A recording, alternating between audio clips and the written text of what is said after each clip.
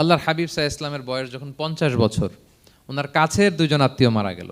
ওনার প্রিয়তমা স্ত্রী খাদিজা রাদিয়াল্লাহু তাআলা আনহা ইন্তেকাল করলেন, ওনার প্রিয় চাচা আবু তালেব ইন্তেকাল করলেন। দুইজনই শেল্টার দিত, একজন ঘরে একজন বাইরে। আবু তালেবের কারণে কেউ রাসূল সাল্লাল্লাহু আলাইহি ইসলামের গায়ে হাত তোলার সাহস পায় নাই। তো উনি যখন ইন্তেকাল করলেন, রাসূল সাল্লাল্লাহু আলাইহি ইসলাম বিপদে পড়ে গেলেন। সারাদিন কাফেরদের বকা ঝকা গালি খেয়ে ঘরে যখন আসতেন, খাদিজা রাদিয়াল্লাহু তাআলা আনহার কথা শুনলে ওনার হৃদয়টা প্রশান্ত হয়ে যেত।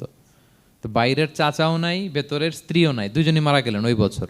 ওই বছরকে বলা হয় আমুল হুজন, মানে দুশ্চিন্তার বছর। এত ভারাক্রান্ত আল্লাহর হাবিব সাল্লাল্লাহু আলাইহি ওয়াসাল্লাম হলেন, চিন্তিত হলেন, মনটা ভেঙে খান খান। আল্লাহ তাআলা কিন্তু ঠিকই বুঝেন যে তার হাবিবকে কখন হ্যাপি করতে হবে। আল্লাহ তাআলা তখন সাইয়েদনা জিবরাইল আলাইহিস সালামকে পাঠালেন যে যাও, আমার বন্ধুকে আর পৃথিবীতে থাকার দরকার নাই, আমার বন্ধুকে ঊর্ধ্ব জগতের নৈশ ভ্রমণের ইনভাইটেশন দিয়ে আসো, মানে মেরাজের ইনভাইটেশন দিয়ে আসো। পড়েন সুবহানাল্লাহ। সুবহানাল্লাযী আসরা বিআবদিহি লাইলাম মিনাল মাসজিদিল হারামি ইলাল মাসজিদিল আকসা, মসজিদুল হারাম থেকে মসজিদুল আকসায়, তারপরে উপরে সুম্মা দানা ফাতাদাল্লা ফাকানা কাবা কাউসাইনি আও আদনা। আল্লাহর আরশে চড়ে গেলেন, জান্নাত জাহান্নাম দেখিয়ে, নতুন কিছু গিফট দিয়ে, তার পেয়ারা হাবিবের মন ভালো করে এরপরে আবার দুনিয়ায় পাঠালেন। ওয়ালা সাউফা ইউতিকা রাব্বুকা ফাতারদা, নবী হে আপনাকে এত নেয়ামত দিব, আপনি শুধু খুশিই হবেন আর সন্তুষ্ট হবেন। সুবহানাল্লাহ। এবার বুঝতে পারতেছেন কিভাবে আল্লাহর হাবিবকে আল্লাহ তাআলা খুশি করেছেন। মক্কায় আর থাকতে পারতেছেন না, এমন অবস্থা যে কোনো সময় আল্লাহর হাবিব সাল্লাল্লাহু আলাইহি ওয়াসাল্লামকে হত্যা করা হবে। আল্লাহ তাআলা আল্লাহর হাবিবের জন্য নতুন জায়গার ব্যবস্থা করে দিলেন, তওবা কিংবা তাইবা, যেটাকে আমরা মদিনা বলি। তিনি মদিনায় গেলেন, আবার রাসূল সাল্লাল্লাহু আলাইহি ওয়াসাল্লামের হৃদয় প্রশান্ত হলো। কিন্তু মদিনায় যে তিনি কাবাকে মিস করতে আরম্ভ করলেন। আল্লাহর হাবিব সাল্লাল্লাহু আলাইহি ওয়াসাল্লাম নবী হওয়ার পরে টানা 14 বছর কিবলা ছিল কিন্তু বাইতুল মাকদিস। কিন্তু মক্কায় যখন তিনি ইবাদত করতেন, তিনি বাইতুল মাকদিসের দিকেই হয়েই নামাজ পড়তেন, কিন্তু সামনে কাবাটারে রাখতেন। কথা বুঝতে পেরেছেন? মক্কায় যখন তিনি নামাজ পড়তেন 13 বছর, কিবলা যেহেতু বাইতুল মাকদিস, বাইতুল মাকদিসের দিকেই হয়ে নামাজ পড়তেন, কিন্তু মাঝখানে রাখতেন কোনটারে? কাবাকে। তাহলে কেমন যেন কাবাই তার সামনে। আচ্ছা, কিন্তু মদিনায় যখন গেলেন, এখন তো আর সুযোগ নাই, কাবা একদিকে, বাইতুল মাকদিস আরেক দিকে, এখন কাবাকে আর সামনে রাখা যাচ্ছে না। মিস করতে লাগলেন কাবাকে। আর প্রত্যেক নামাজের পরে আকাশের দিকে তাকায় থাকেন, ইস আল্লাহ যদি আয়াত নাজিল করে আমার জন্মস্থান যে মক্কা, আমার পূর্বপুরুষ ইব্রাহিম আলাইহিস সালামের যে ওই কাবার দিকে যদি কিবলাটা ঘুরাই দিত, কতই না ভালো হতো। আল্লাহ বলেন যে আপনি যে কদ নারা তাকাল্লুবা ওয়াজহিকা ফিস সামা, নবী আপনি যে আকাশের উপর চেহারা উঠিয়ে মনে মনে কি চান আমি তো বুঝি। আল্লাহর হাবিব সাল্লাল্লাহু আলাইহি ওয়াসাল্লামকে খুশি করার জন্য আল্লাহ আয়াত নাজিল করলেন, ফাওয়াল্লি ওয়াজহাকা শাতরাল মাসজিদিল হারাম। নবী হ্যাঁ, আপনাকে খুশি করার জন্য নতুন বিধান নাজিল করলাম। এখন থেকে, ফ্রম রাইট নাও, আপনি যখনই নামাজ পড়বেন এখন থেকে কাবামুখী হয়ে আপনি সালাত আদায় করবেন। তাহউইলুল কিবলা, কিবলা পরিবর্তন হয়ে গেল। সুবহানাল্লাহি ওয়া বিহামদি।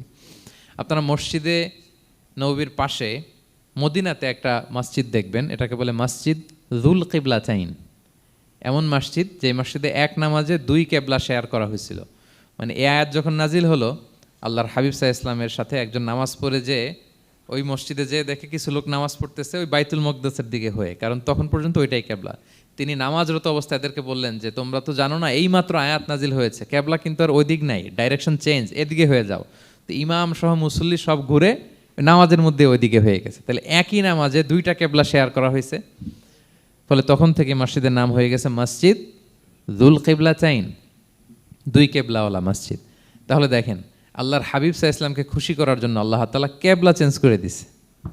সুবহানাল্লাহ বলতে পারলেন না?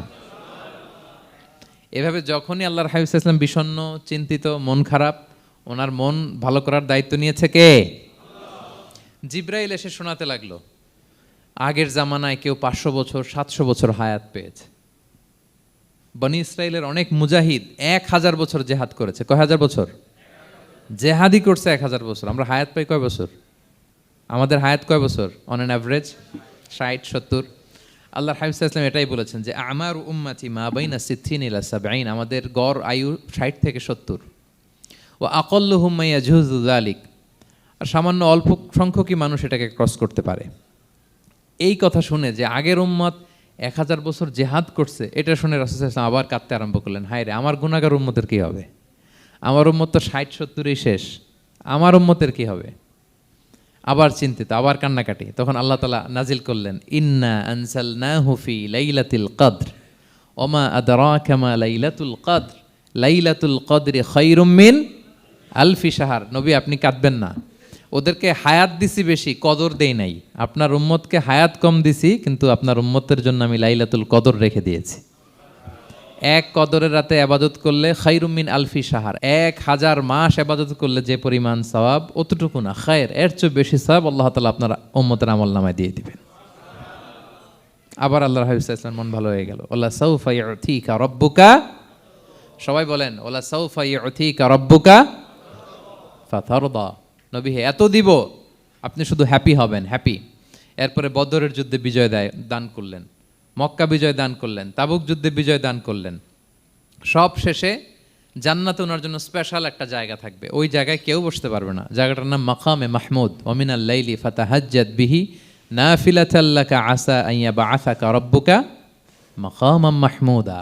ওই মাকামে মাহমুদের সিংহাসনে আল্লাহর হাবিব সাল্লাল্লাহু আলাইহি ওয়াসাল্লাম বসবেন, ওনার জন্য স্পেশাল, খাস, কেউ এখানে বসতে পারবে না।